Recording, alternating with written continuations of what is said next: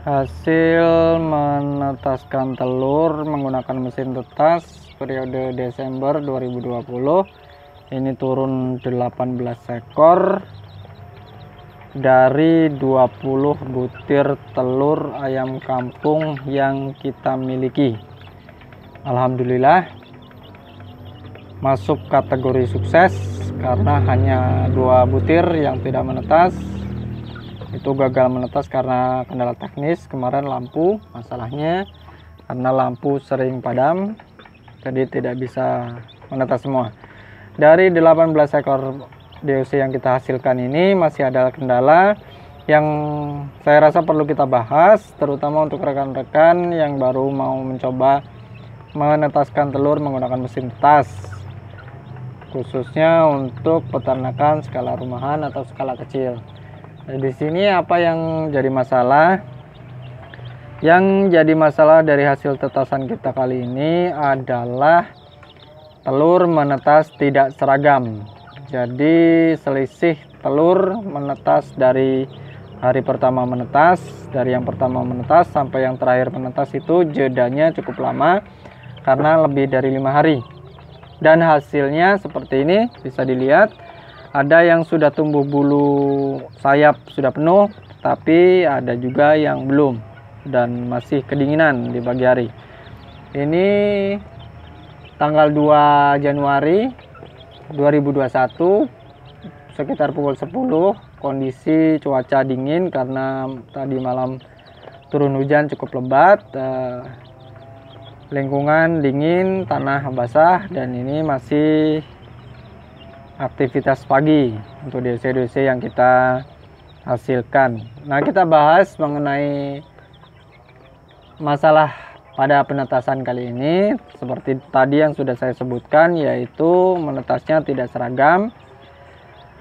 Kenapa ini menjadi masalah? Karena ketika menetas tidak seragam seperti ini, selisihnya sampai lebih dari 5 hari, 6 hari kalau tidak salah ya. Maka nanti proses pembesarannya, pertumbuhannya tidak akan bisa seragam. Untuk yang seragam saja kadang-kadang ada yang tidak bisa full, tidak bisa serempak, apalagi yang sampai selisih 5 hari seperti ini.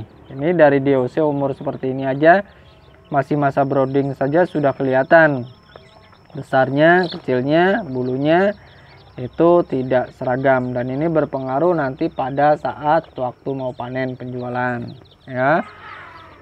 Nah, lalu yang terpenting apa sih yang menyebabkan DOC kita ini menetas tidak seragam? Dari berbagai catatan yang pernah saya miliki, dari pengalaman yang pernah saya alami, jadi masalah utama yang menyebabkan DOC menetas tidak seragam ini adalah karena kita memasukkan telur yang akan kita tetaskan itu tidak seragam, baik itu dari usia telurnya maupun dari bobot telur itu sendiri. Nah, untuk rekan-rekan yang baru mau mencoba menetaskan telur dengan mesin tetas seperti ini, saya sangat menganjurkan untuk memasukkan telur dengan ukuran yang seragam. Nah, bila perlu, telur-telur yang akan kita tetaskan kita timbang satu persatu. Jadi kita tahu bobot telurnya seberapa, kemudian kita kelompokkan yang sama bobotnya. Ya tidak sama persis, tetapi kita buat yang kisarannya bedanya tidak terlalu jauh. Jadi semakin seragam maka akan semakin bagus. Nah itu, jadi sebelum memasukkan telur ke inkubator atau ke mesin tetas, sebaiknya kita seleksi dulu telur-telur yang akan kita tetaskan.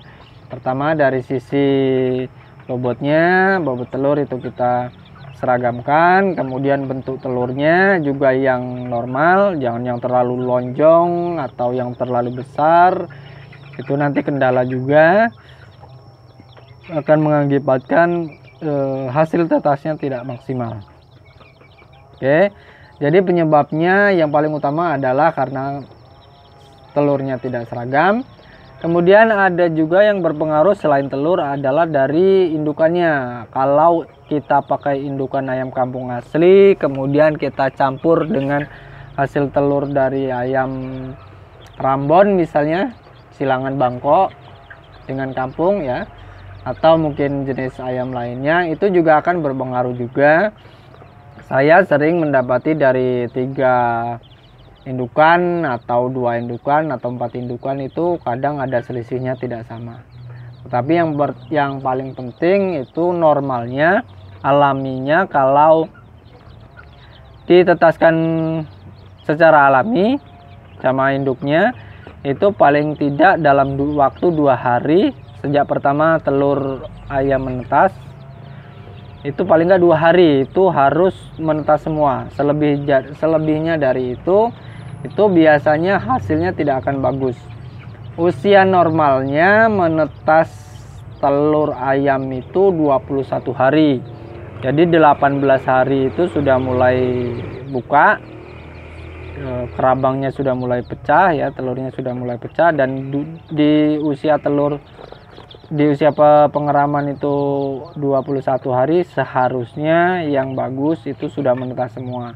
Kalaupun lebih dari 21 hari itu 22 hari itu masih bisa dipakai, tapi kalau sudah lebih dari 22 hari biasanya walaupun DOC-nya tetap bisa menetas, telurnya maksud saya bisa menetas di usia 22 hari, tetapi dari pengalaman yang saya temui, daya tahan DOC yang kita hasilkan di usia seperti itu tidak bagus, jadi gampang sakit dan gampang mati. Nah itu tadi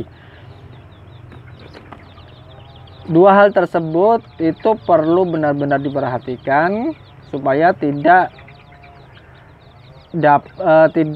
terjadi masalah seperti yang saya alami pada contoh ini, pada kali ini. Nah ini bisa saya ambil sebentar. Nah ini yang sudah bulu sayapnya sudah mulai penuh, tetapi ada juga yang masih sangat kecil, ini seperti ini. Nah ini yang terlihat masih kedinginan ini. Nah ini selisihnya lumayan, selisihnya berapa hari. Dan seperti ini kalau dipelihara dengan dicampur seperti ini, itu yang besar akan menang, akan lebih kenyang biasanya kalau tidak pakannya tidak full. Dan itu akan mengakibatkan pertumbuhannya tidak seragam, sampai besar pun nanti tidak seragam. Maka dari itu untuk rekan-rekan, jangan lupa untuk memilih telur-telur yang seragam. Kalaupun ada lumayan banyak, misalnya ada sekitar 20-an lebih, itu bisa dibuat 2 tahap saja supaya ini. Jadi telur yang besar kita dahulukan, misalnya telur yang agak kecil kita satukan untuk periode berikutnya, kita jeda saja sekaligus tidak apa-apa. Atau kalau mau agak ribet seperti saya ini, bisa langsung sih dicampur langsung semua telur yang kita miliki langsung kita tetaskan di mesin tetas. Tetapi kendalanya nanti akan seperti ini, dan ini akan berpengaruh saat pembesarannya, masa broodingnya, pembesarannya nanti tidak seragam. Itu saja. Kalau kita mau menanganinya dengan bagus masih bisa.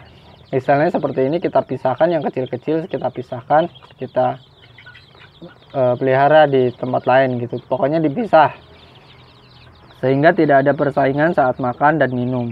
Dengan begitu pertumbuhannya diharapkan tidak terhambat dan bisa normal maksimal. Nah itu. Akhirnya untuk video kita kali ini itu saja, sekedar mengingatkan dan juga sekedar berbagi untuk rekan yang ingin menetaskan telur dengan mesin tetas untuk kapasitas kecil ya, untuk skala rumahan. Jadi jangan lupa itu tadi, supaya terhindar dari masalah seperti ini, kita sebaiknya seleksi telurnya yang seragam. Terima kasih, itu saja. Sampai bertemu pada video-video saya selanjutnya. Salam hangat dari peternakan kecil kami. Terima kasih.